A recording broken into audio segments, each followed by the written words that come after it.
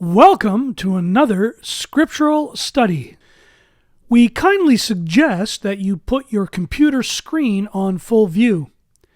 And as always, please feel free to critique these scriptural studies by responding to this YouTube video in the comments section with 2 or 3 scriptural witnesses along with historical, etymological, archaeological, and/or astronomical evidence as it relates to the scriptural subject being shared, or our email address, or Facebook page.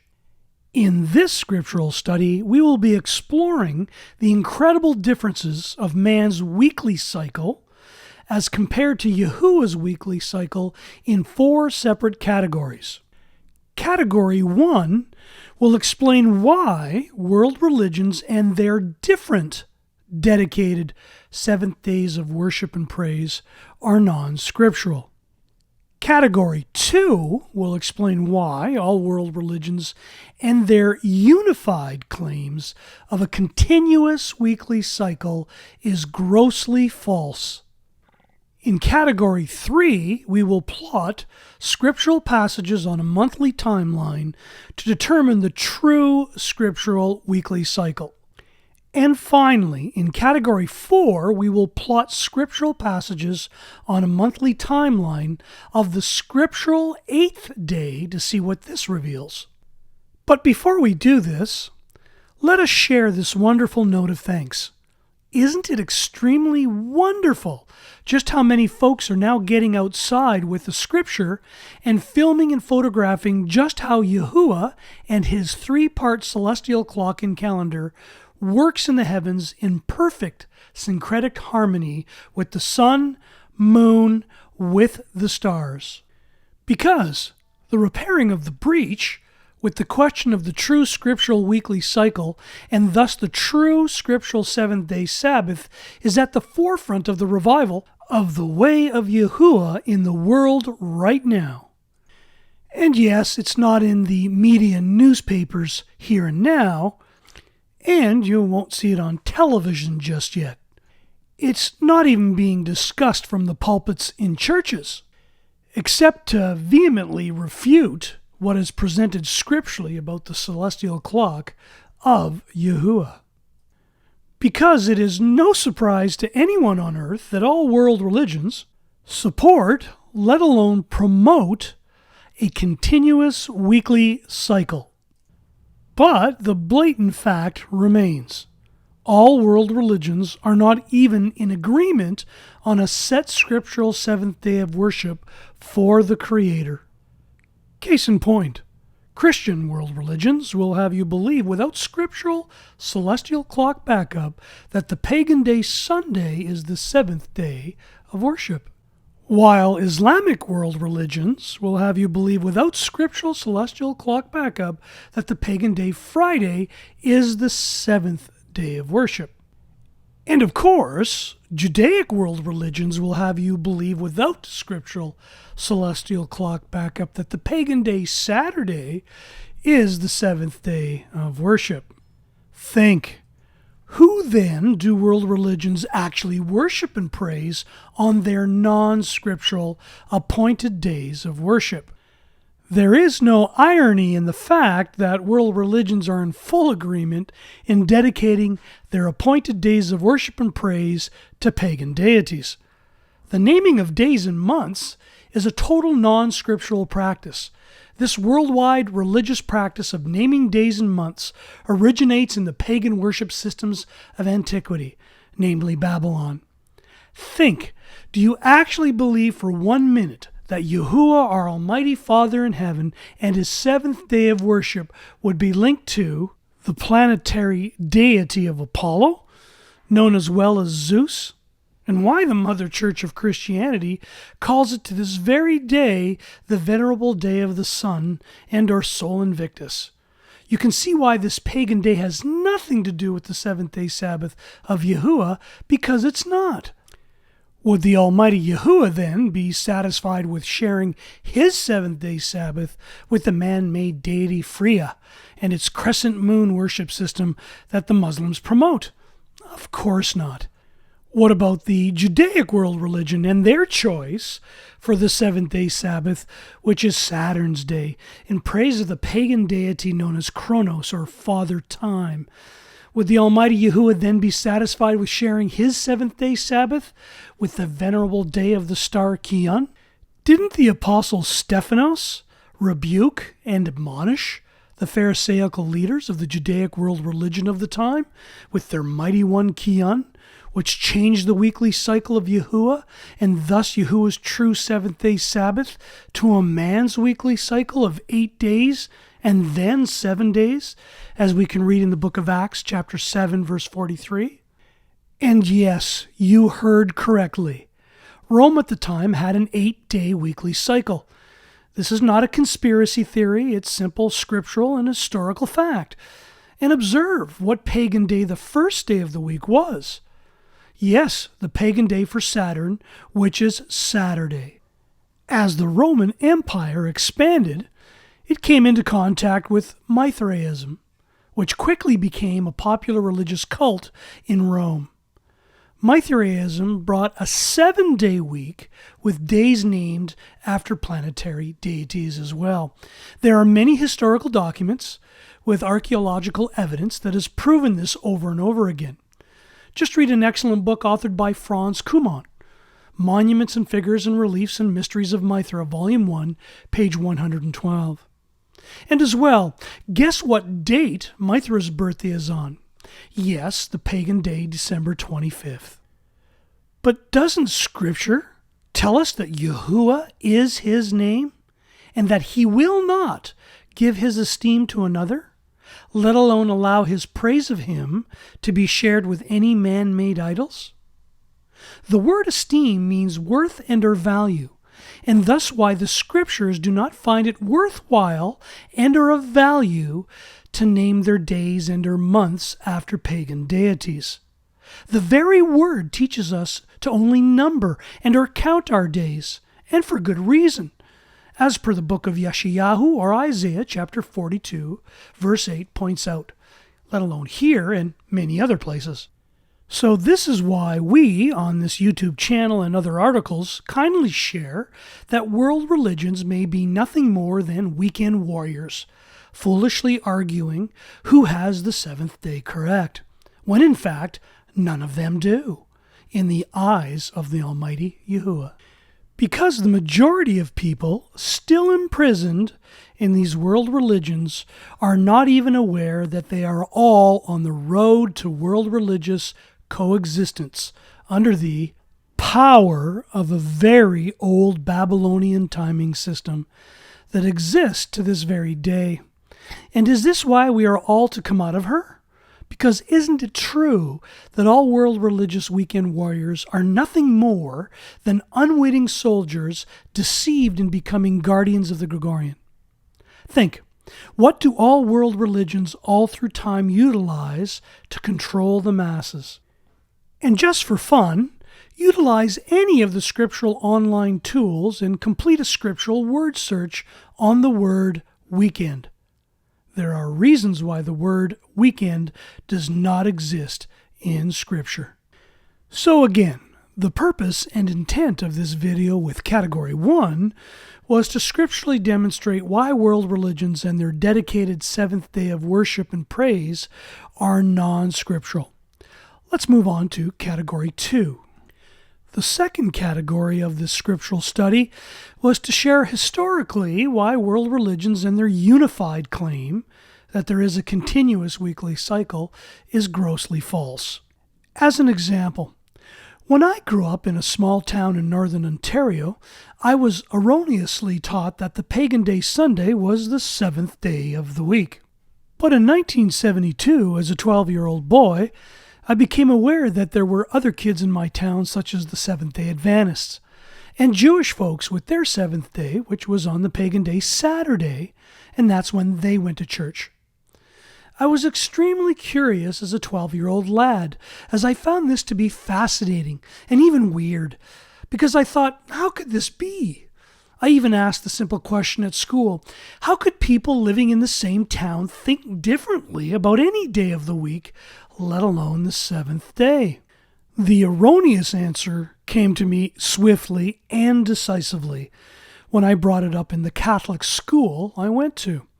And the erroneous response was a bold but immediate response. I was told point blank that the Catholic Church controls the calendar and time, and that there was no room for debate on this subject matter. But thankfully, I had parents that didn't mind if I actually read and or looked at the Scripture, let alone a wonderful grandmother that shared the Scripture with me. And so it struck me at a very young age, how could the Catholic Church be more powerful than what the Almighty created for a calendar and time measurement system, as we read in the book of Bereshith, or Genesis chapter 1, verses 14 through 16. And as the years progressed, I further learned in school that the ancient Egyptians used a 10-day week calendar arrangement, which had a year that was 365 days long. The year consisted of 12 months of 30 days each, plus 5 extra days at the end of the year. The months were divided into 3 weeks, or decans, of 10 days each. Because the ancient Egyptian year was almost a quarter of a day shorter than the solar year, and stellar events therefore wandered through the calendar. It has been referred to as the Annus Vegas, or wandering year. How appropriate. In school, I further learnt that the French Republican, also commonly called the French Revolutionary Calendar, was a calendar created and implemented during the French Revolution and used by the French government for about 12 years, from late 1793 to 1805, and for 18 days by the Paris Commune in 1871. The revolutionary system was designed in part to remove all religious and royalist influences from the calendar. I eventually learned that the Mayan calendar utilized a 13 and a 20-day week. In high school, I learned that the Soviet Union used both a 5-day and a 6-day week. From 1929 to 1930, the USSR gradually introduced a 5-day week. Every worker had 1 day off every week, but there was no fixed day of rest.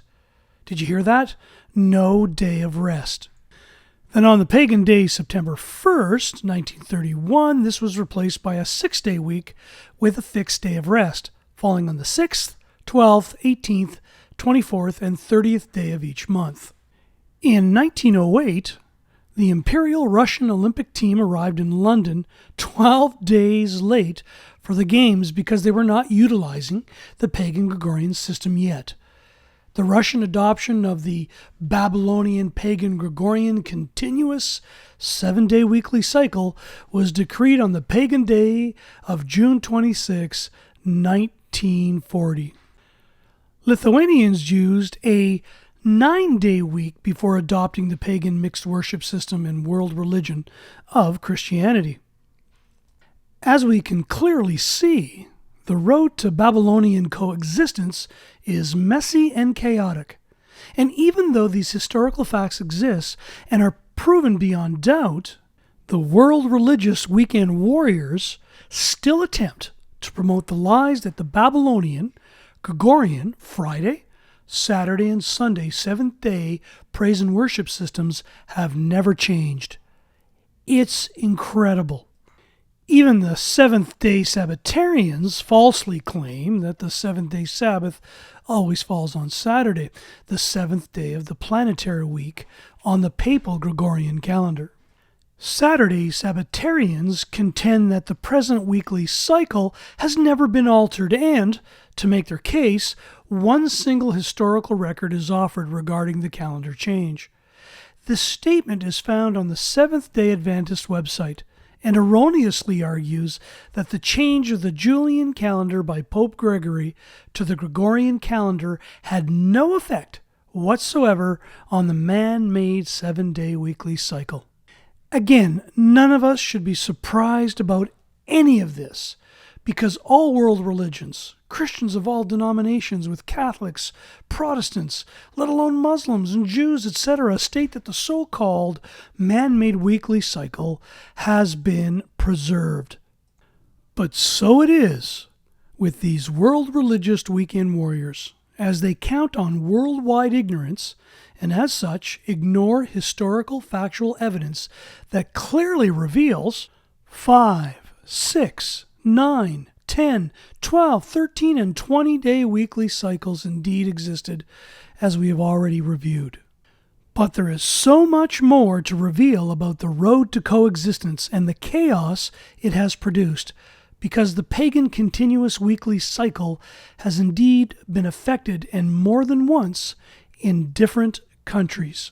Because by the year 1582, Pope Gregory XIII ordered the replacement of the Julian calendar, which was established in 46 BCE, which was still in use at this late date and had drifted 10 days out of synchronization with the seasons.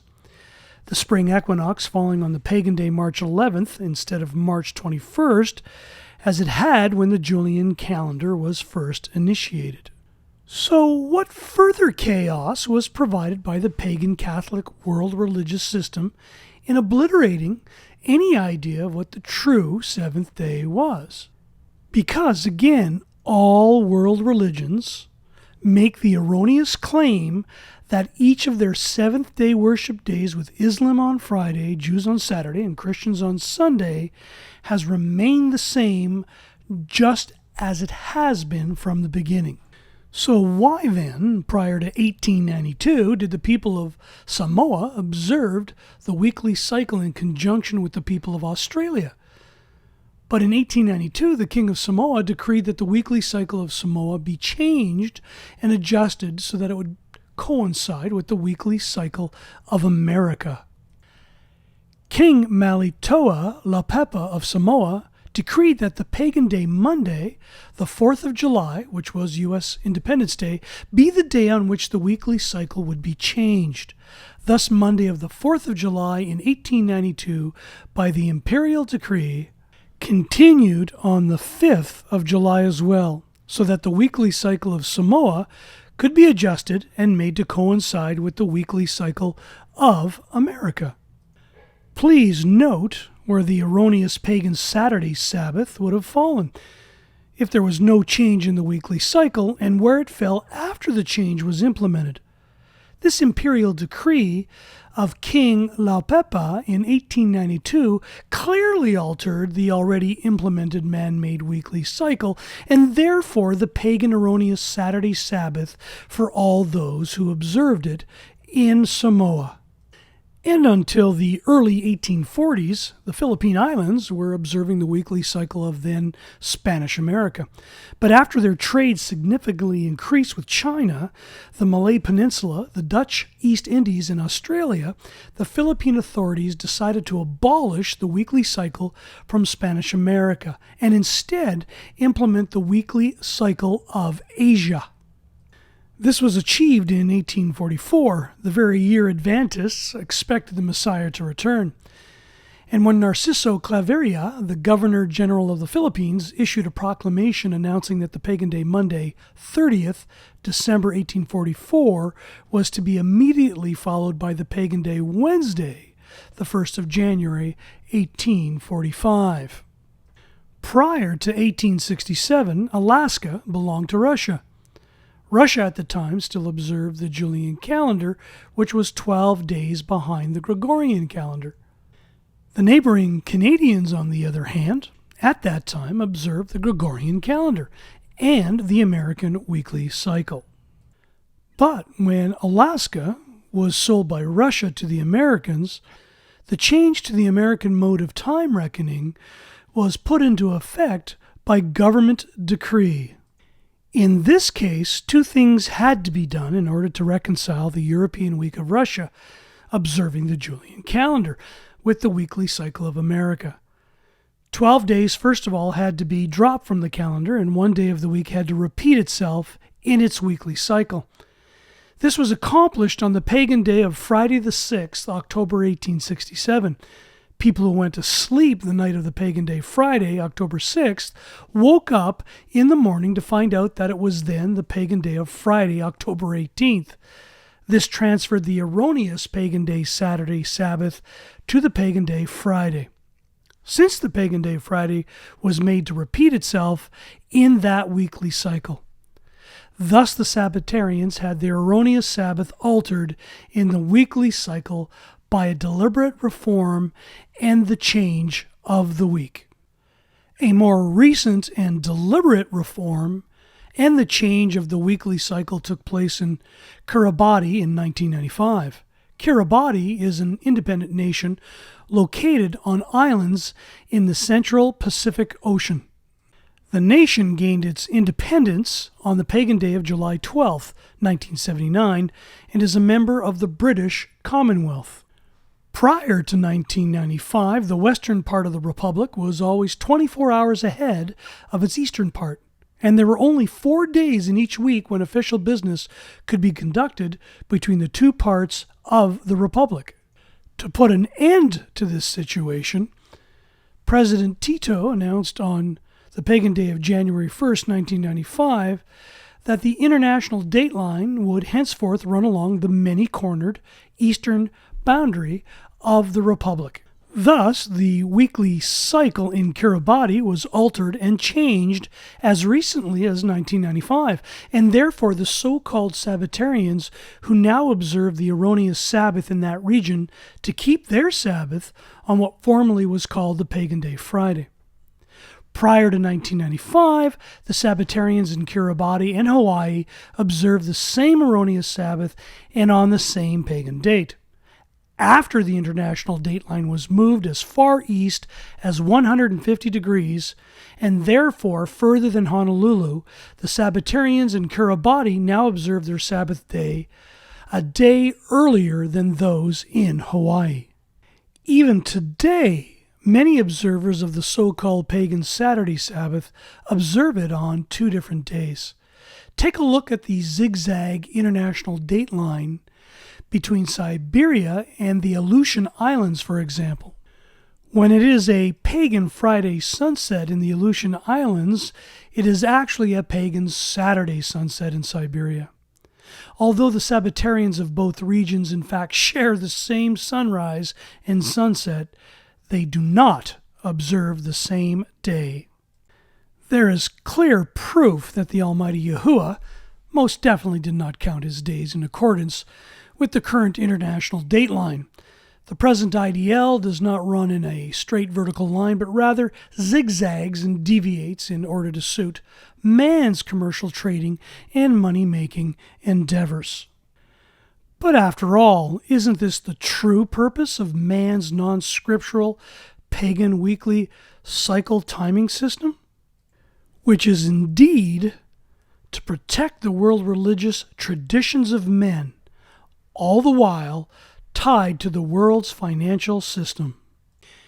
Did you know Saudi Arabia has utilized the pagan Babylonian crescent moon Hijri lunar calendar since it was founded in 1932, but switched to the pagan solar-only Gregorian system calendar for financial reasons as well, starting on the pagan day of October 1st, 2016. There are only a handful of countries left to complete the age-old planned journey on the one worldwide religious road to coexistence. While the calendar of YaHUaH and his weekly cycle is governed by his celestial clock with the sun, moon, with the stars, which was designed by YaHUaH, the Creator, to protect the proper time of observation, praise, and worship of his appointed times. Apparently, these man-made world religions with their ever-changing calendar cycles and continuous changing of one pagan day for another pagan day is regrettably acceptable to them all. The road to coexistence for these weekend warriors with their erroneous continuous weekly cycle chaos system is easily proven as extremely false as we can see. But it is indeed the NIMBY, not in my backyard mentality that keeps them all in denial. This attitude seems to prevail as long as it didn't or doesn't happen in my neighborhood. and it doesn't affect me, then it's not a problem anywhere.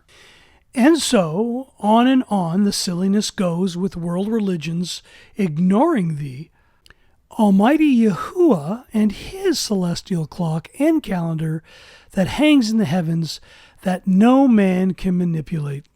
We are now in Category 3 of our scriptural study and are going to plot the scriptural passages on a monthly timeline to determine the true weekly cycle of YaHUaH and His celestial clock and calendar, which His weekly cycles are determined on all three components with the sun, moon, with the stars.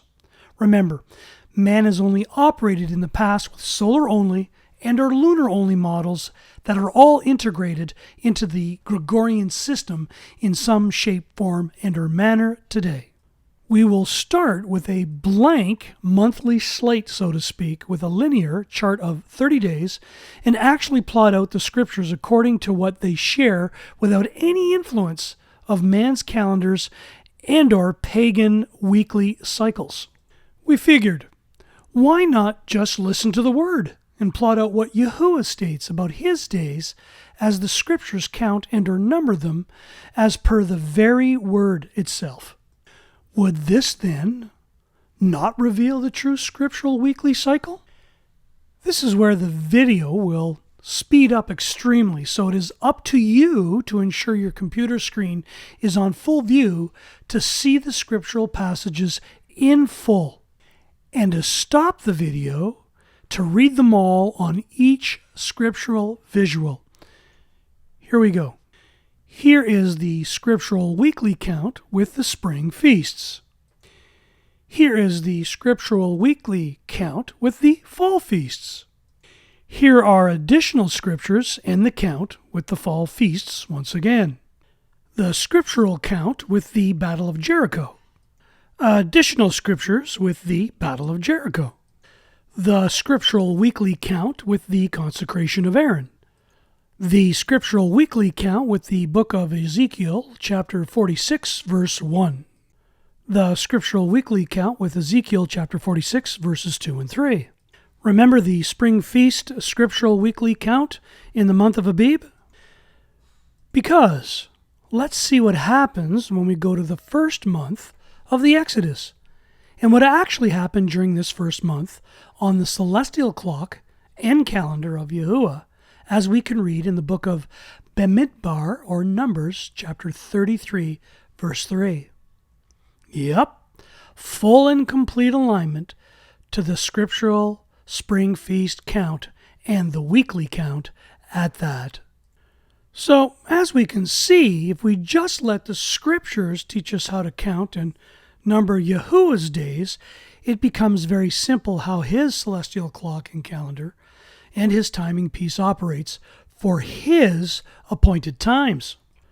Because the worldwide religious traditions of men continuous weekly timing system is tied into the world financial system, and as such does not fit into what the Father of Lights provides as it relates to His weekly cycle.